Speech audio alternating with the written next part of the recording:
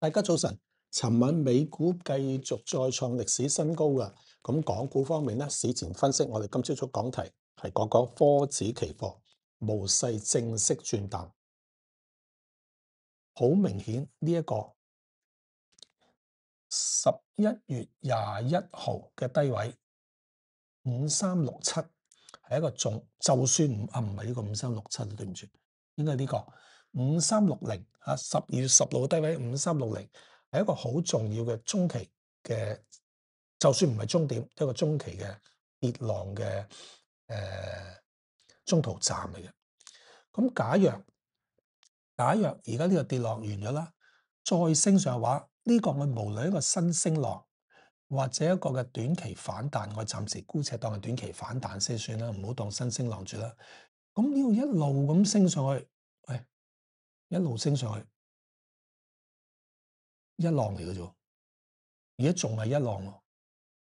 嗱，如果你話而家已經一浪跌過個二浪，我就容易同你計個三浪啦。三浪咪多數係一浪嘅1.618倍咯。但係一浪都可能未完喎。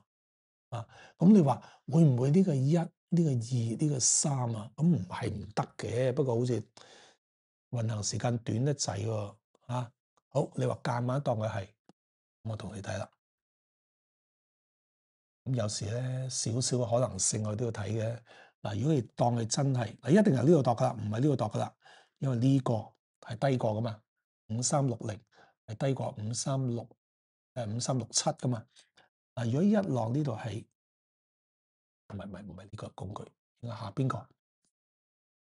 如果呢度一浪起升咗上嚟，你話一，你話呢個係二，OK 嗱，先睇先。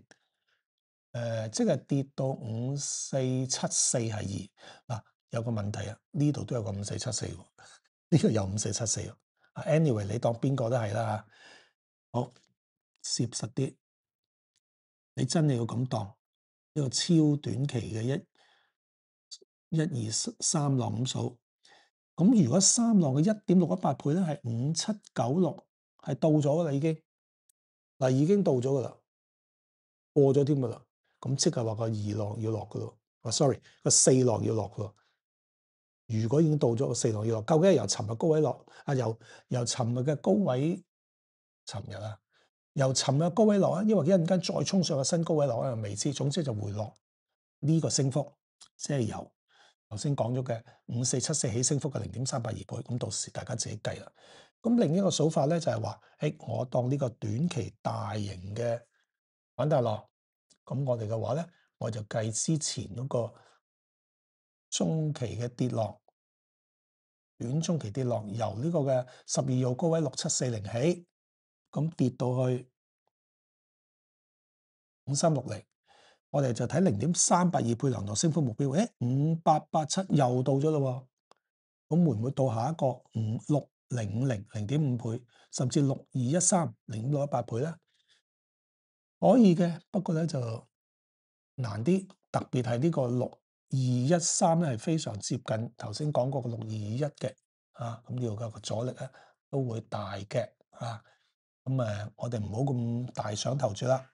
咁佢一浪咧，如果係一浪啦就係望呢個0.5倍6050就得啦。不過呢個一浪咧，如果呢個真係一浪嘅話，6050到唔到咧？你如果問我，暫時3成半至4成機會啦，即係短期之內呢個禮拜週末前後到嘅話。